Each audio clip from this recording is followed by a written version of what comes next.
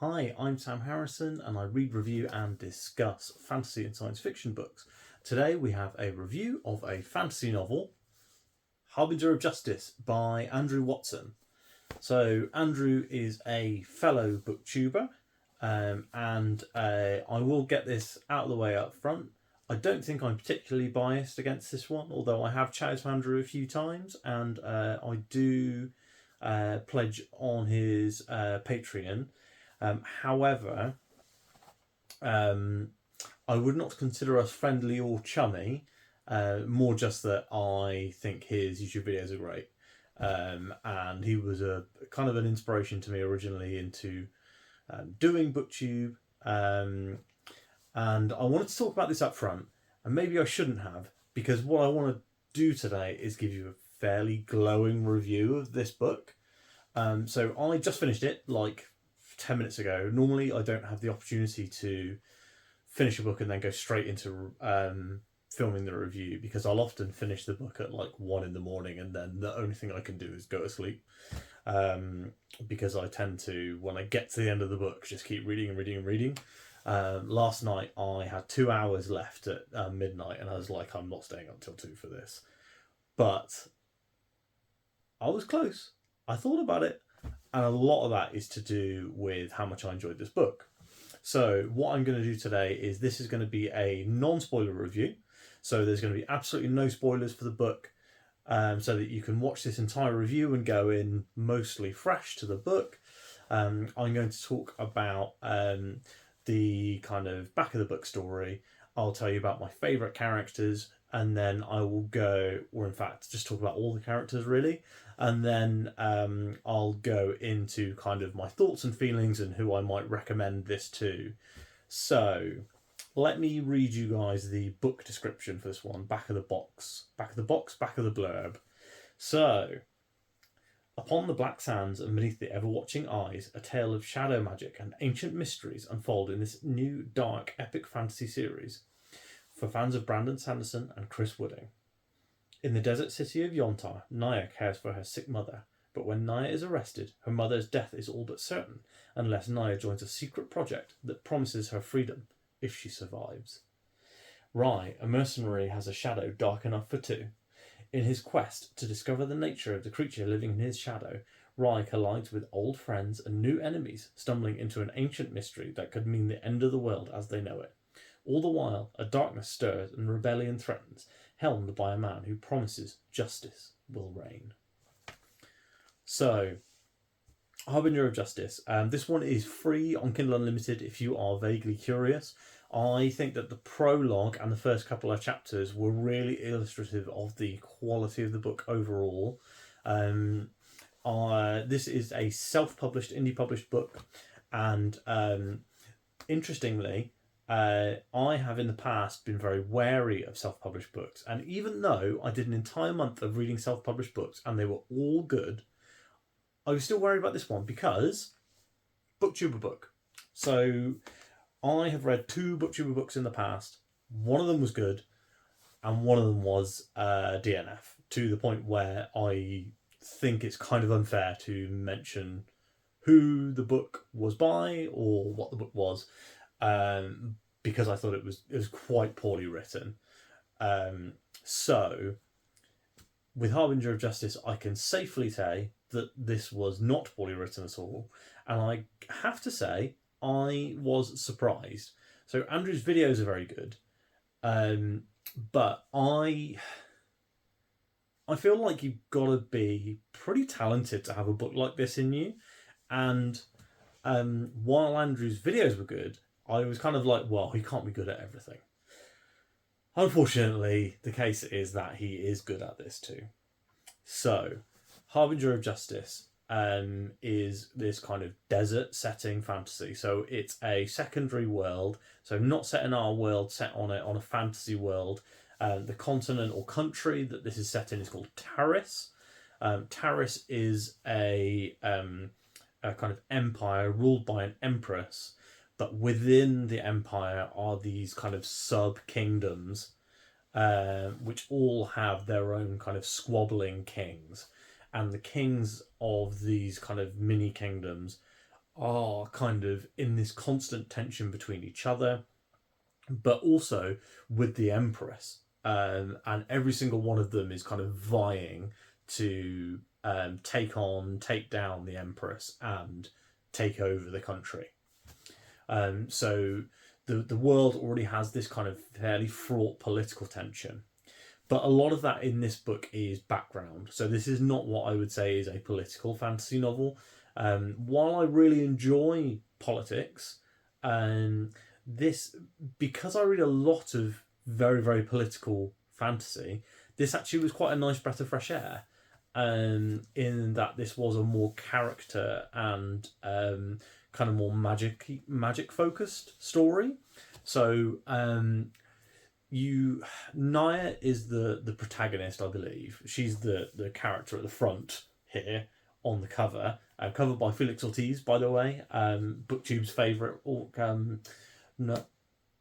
book cover artist. I was about to say novel artist, but book cover artist. So Naya is kind of front and centre on this cover, and she has her and Rai feel fairly equal as you read the book. You get a lot more kind of the action from Rai, and Rai is more interesting at the beginning of the book because he's a mercenary, and he is working with a kind of symbiote style entity that is living in his shadow, kind of shades of what you see from like Venom, but not Venom the terrible Tom Hardy movie, like Venom the like good comic books, where the entity that lives in Rai's shadow, which is named Fax, is a really interesting character on its own. You sense this like really strong bond and friendship between the two of them, and then you also so Rai is acting as this mercenary, and he is as you meet him at the beginning of the book, is helping some traders from another country cross the desert. So what this does is, because those characters from another country and they aren't familiar with Taris, he is explaining everything. So he's talking to them about the wildlife that they use as part of their commerce. He's talking to them about how you cross the desert, how the desert turns from sand into this kind of jet black rock at night time. There's lots of really, really interesting stuff going on. He also talks about like this kind of system for traversing the vast desert by stopping at things called waypoints, and how they're kind of set up for anyone to use. And he's taking them to one of the bigger cities, and you kind of get to see, you get to learn a little bit about Rai through the narration in his chapters, which is, it's all third person, but you get the narration which kind of explains the relationship between him and Fax, and how he is hiding his shadow powers, and there's kind of this hint at this bigger backstory for the character. And the whole crossing of the desert is really interesting because you get like some action sequences, you get this world building stuff in a way that is kind of shown to you rather than just big lore dumps, and you also get some really good character relationship building between Rai and the merchants that he's taking across the country, and I liked the characters of the merchants as well. So next you have Naya. So Naya is she's not homeless because she lives in the attic of a spice shop with her sick and abusive mother. But she runs a gang of children that steal from traders in markets in order to feed themselves, and she then splits her take with her mother. And she has a sand fox, I think. Do you know what? It's called Dust. I'm pretty certain it's meant to be a sand fox. It's called a sand fox, and it looks kind of like a fennec almost. And Dust, she nursed back to health when it was a baby, and now it's kind of bonded to her. So she has her mother, and she has Dust. And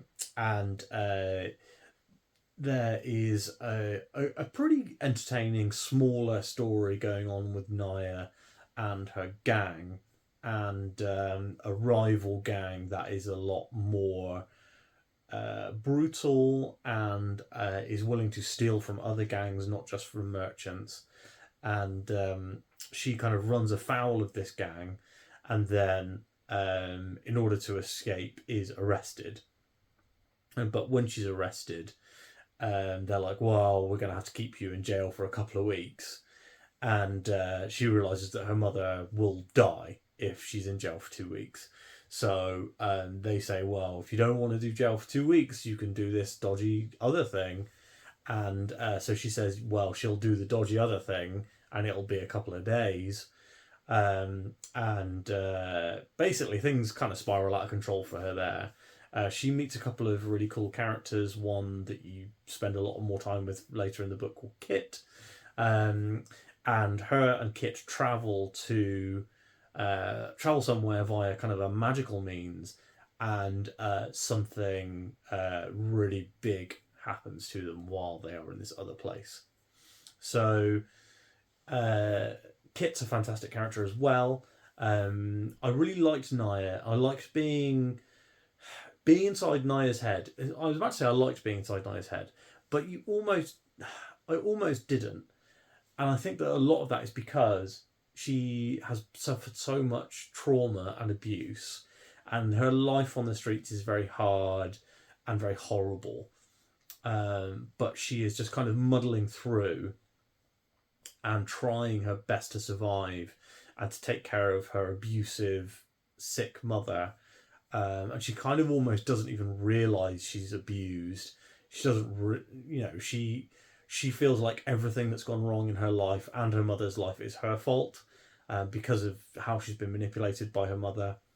The whole story is quite sad and quite tragic, and being inside her head, like I said, it's not pleasant, but it's so well written and so well drawn that you almost feel the things that she's feeling as you go through. So Naya was really, really excellent. And as her story goes on, and as she meets Kit and kind of introduces Kit to her life, and you see his outside perspective, it kind of starts to pull her out of her spiral where she is. Kit is excellent as well. Kit doesn't have as much time in the book because, he's not one of the protagonists. He's kind of like the first biggest supporting character. Kit is a con man, or con boy, I guess. I think Kit and Naya are both meant to be in their late teens. It was Kit's a great character. I really like how I really like his kind of like protective streak towards Naya, because she needs it, even though she kind of doesn't. So she can look after herself physically in a fight, but she needs Kit to look after her emotional well-being almost. Kit and Naya are really strong, have a really strong bond and friendship, and possibly more. Maybe we'll see in future books.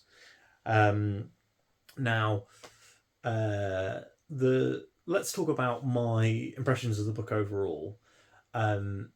Actually, one quick stop off in characters finally before we leave. Lem is amazing. I would die for Lem, and I need a full Lem 10-book side series now, ASAP. Anyway, so overall impressions. Really enjoyed this book. It is the perfect combination of this kind of interesting and different world. So it might not be interesting and different to you, but I've never read a desert set fantasy before. The closest I would come to having experienced a desert set fantasy story would be I have read Dune about 20 years ago, and I played the Assassin's Creed games. And when I feel like visually, in terms of where the visual language from this book comes from, is in my mind the Assassin's Creed games. because they, you know, some of them at least are set, many of them at least are set in the Middle East, and that's kind of feels like the Middle East of our world feels like kind of the analogy you would take. I really enjoyed the lore and the world building that we have from Taris. There's a couple of kind of big revelations towards the end of the book, or you visit some really interesting places.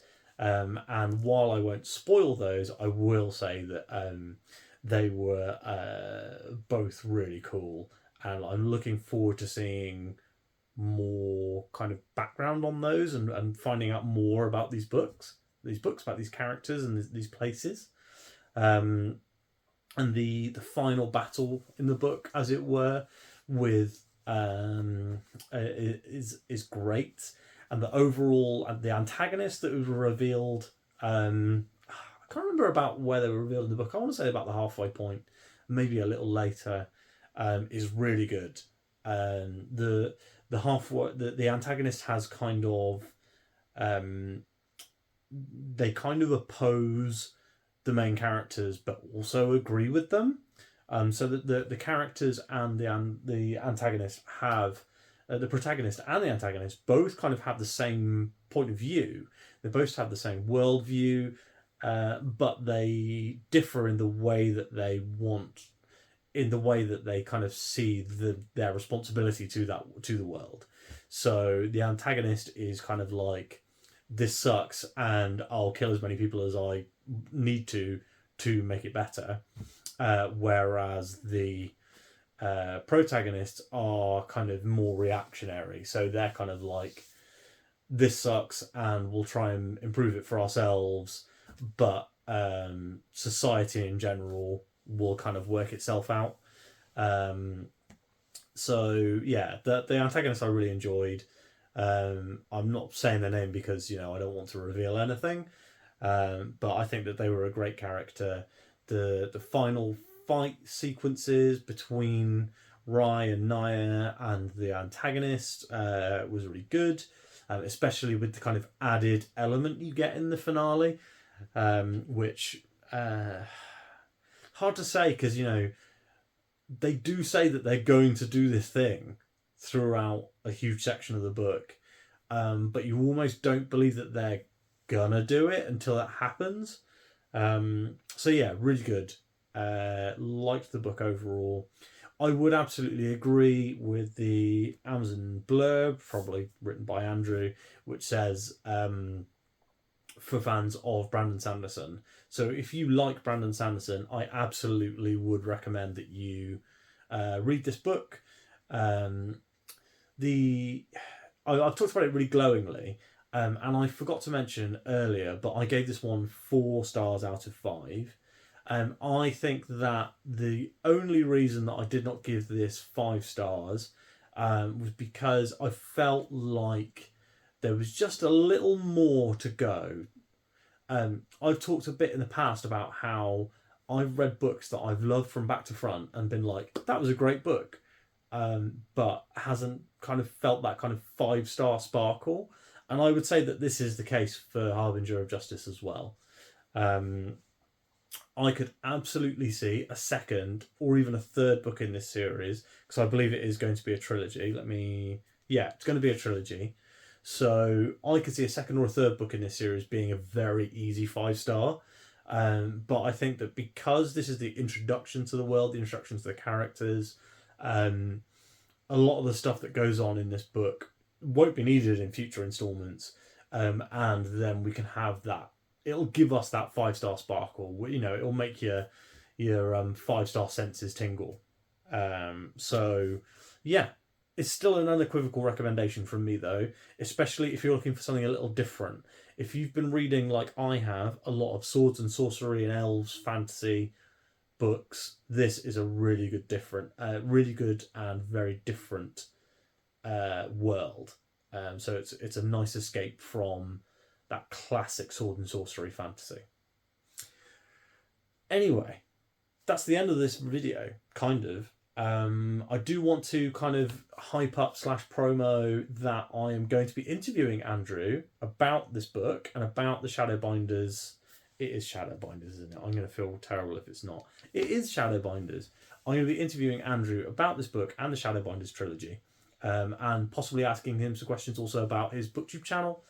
So if you have any questions that you would like me to ask Andrew, and you are watching this video before the 7th of December, then please put those questions, 7th of December, 7th of January 2024, please put those questions in the comments down below, and I will be sure to try and ask him, unless they're rude or offensive in any way. If you like this video, please do like it.